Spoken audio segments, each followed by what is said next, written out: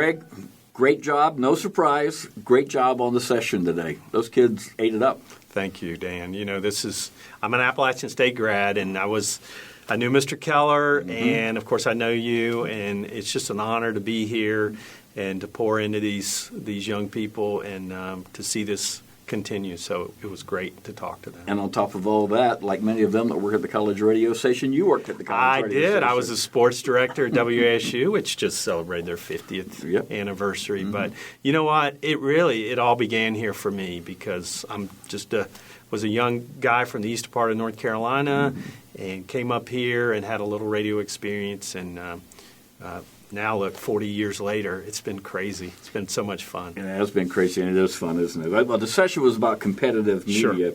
You and I both remember when competitive media was radio, TV, billboards, print, and direct mail. Yeah, it was really, we would cut newspaper ads out, and then we'd go and say, why are you spending so much money in newspaper? But it's changed a lot, and you mentioned television and billboards, or really, a lot of times unfortunately, we're battling other radio stations. That's right. And that's changed a lot, actually. For the better. Oh, much better. Yeah, I think everybody gets it. There's just so many opportunities competitively because, as I mentioned to the students, that you sell that competitive media now. At least you do at iHeartMedia, and I'm sure many of the other media companies too. We sell it all. So you got to know it to know what's right for the client and to suggest the strategy that you'll sell them. So. Well, talk about that for a second, because you sell, in addition to all the radio properties, advertising on that, but you sell digital platforms, events. You guys just signed the Panthers in Charlotte, where you are. You mentioned Amazon in the session. We did. Talk about that a minute. So iHeartMedia, most people know a little bit about iHeart. Either they know the radio app because so many stations, not only our stations, but other stations use it. But, iHeart has really transformed really in the last 3 to 5 years. I mean, it hasn't been. It's because of the technology. They bought Triton. They bought a lot. Yeah. And so now we talk about it as audio because not only we sell these incredible radio stations with great talent and influencers, and we can sell it in Charlotte or throughout the United States. I can do Ryan Seacrest and all. But we sell audio because we're the #1 podcaster in the world. And think about that. Podcasting in the last year or two has gone over $1 billion in ad sales. And it's that Netflix. It's really amazing. It's Netflix for audio, right? I mean, and people love podcasting. They go there to learn something. We can use personalities like Ron Burgundy. I mean, that guy, unbelievable. So we sell that, which is digital. We sell display, which means we sell behavioral display. We deliver it on people's phones. If they have certain behavior, we do the geofencing. It doesn't matter where you are. If we get the longitude and latitude, we're going to deliver the ad. We sell video, a lot of video. They call it over the top, but it's basically streaming video. It's all those apps on your TV now. We're the largest seller of that, and we have an agreement with Amazon. iHeart is, I don't know if we're the only, I think we're the only audio. I think there's another video player in there, probably some TV player, and we do that, and that's huge. And then, of course, we sell all social. We sell YouTube, LinkedIn. I mean, we're literally an ad firm. We don't want to replace an ad firm. If they have an ad firm, we want to work together with them.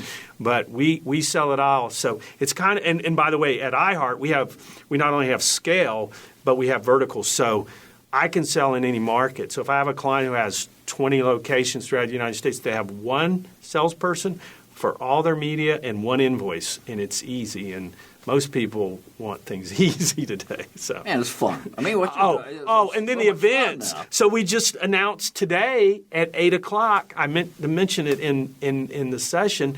The iHeart Radio Music Festival for 2022. Remember, we hadn't been in person. That's right. Yeah. And wow, Luke Combs. heard of that guy. Where did he go to college? Appalachian he State. did, didn't he? Yeah. Yeah, so we got Luke there, and we got Pat Benatar. Lionel Richie. Man, I grew up with Lionel Richie. And, of course, I could name some of the other cooler ones, but, I forgot them. But we just so we sell those events and, of course, local events. And you and I were Panthers and all that stuff. And you and I were talking recently, even though you have all of those opportunities to sell and all that going on, you still lead with radio. Always. It drives our company. It still drives it. And it's all about the brand. I mean, radio, and Bob Pittman would tell you this. He's really good at it. He loves it. We're the companion. You've been programming radio stations your whole life. By the way, the greatest programmer in the world. By the way, he works for Bob Pittman. He may not should say that. Okay. Well, whatever. But Pittman's a radio guy. He loves it. Companion. Yeah. Radio's your companion, so it drives it. Our personalities are influencers.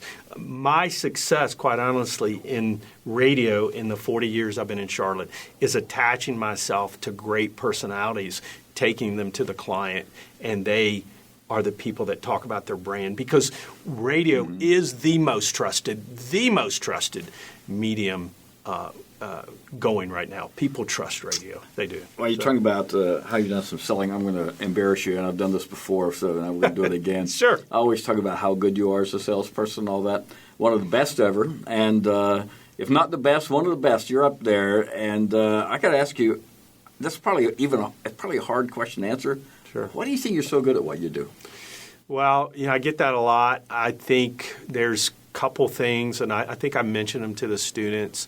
I've been at the same place for a long time. I think, number one, you got to be humble. It isn't all about you. It's about the client. And I think I go into it like that. I truly want to help people. So, and then I kind of built my business on being available. So it can be a little, sometimes if you're available all the time and then you're not, somebody thinks something happened to you. And I believe, that for me, that the radio part was so important. And then having fun, we've talked about it, but this is such a fun industry. But I think and then hard work, you got to go the extra. I mean, you hear it all the time, but the great ones, and not that I'm those people, but you look at people like Michael Jordan or Gretzky, or there's a common. They work hard, they love, they want to get better, and by wanting to get better, that's the other thing. I'm always interested in learning, and that's why I like being here at Kellar and doing things. I like to learn and to give to people, but ultimately, for me, it's all about working with the client and making sure that I'm always available and that I'm there to help them. So. That's great. You're talking about learning. You also do a good job teaching as well. Right, talking to those people. So final question for you. And sure. I ask all our broadcasters this, but sure. If you could sit one-on-one with one of these students in here, or any young person wanting to get into business today, and they either have already decided they want to do broadcast sales, media sales, radio sales, or at least they're very interested in it, what advice you give them on how to get in? Sure. You know what? What I would tell them is, if you really want to be in broadcast sales, you're going to have to learn to get the appointment.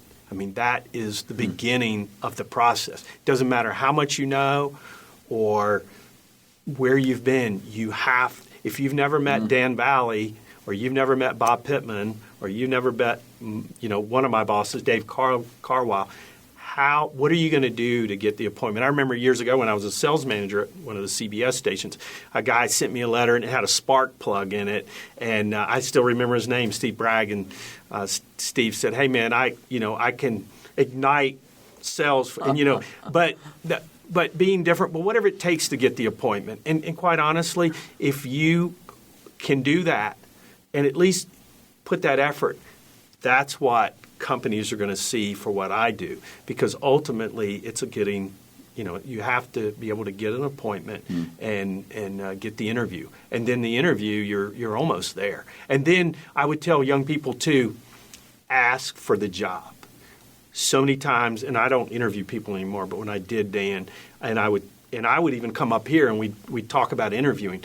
Ask for the job. Mm-hmm. And why wouldn't you? You know, that's a salesperson. A marketing person just does the proposal but doesn't ask for the order. That's a good point. A salesperson says, well, can I have the job? Mm-hmm. And most of them would think, man, that's crazy. I couldn't do that. Well, you're interviewing for the job. Mm-hmm. Say, Dan, can I have this job? Mm-hmm. You know, when can I start? What would it take for me to get this job? I would tell them to ask. You know what? If they're afraid and they get the job, then they can decide if they want it or not. At least they got an offer. And then kind of on the back end, I always tell young people too when they're doing that, know what it's going to take to live in the area you're going to live in. Because when you're asking for the job, make sure you're making enough money to live. And I know you and I had this conversation at a different time. Most media companies are there, even if it's an entry-level job, they're there to make sure you're going to be successful. If you're doing everything you're supposed to, they have ways to bring on, you know, business and help you with it. But yeah, ask for the job. You know, when I was interviewing, and I remember when I got my job, my first job, and you know the guys, Mm-hmm. they're no longer here now, but I asked them. You know, I asked Gary and Jake. I said, "Hey, man, I want this job. My future wife lives here. What do I need to do to get this job?" That's all I said, and they told me. And then it's 40 years later. Well, you know what? I think Gary and Jake were glad you got the job. I know they were because we made a lot of money together. That's right. And I'm glad you're here today. I am too. Thank you, Craig. Thanks, Dan. It's great having you here. Yeah, it's been a pleasure. Thanks.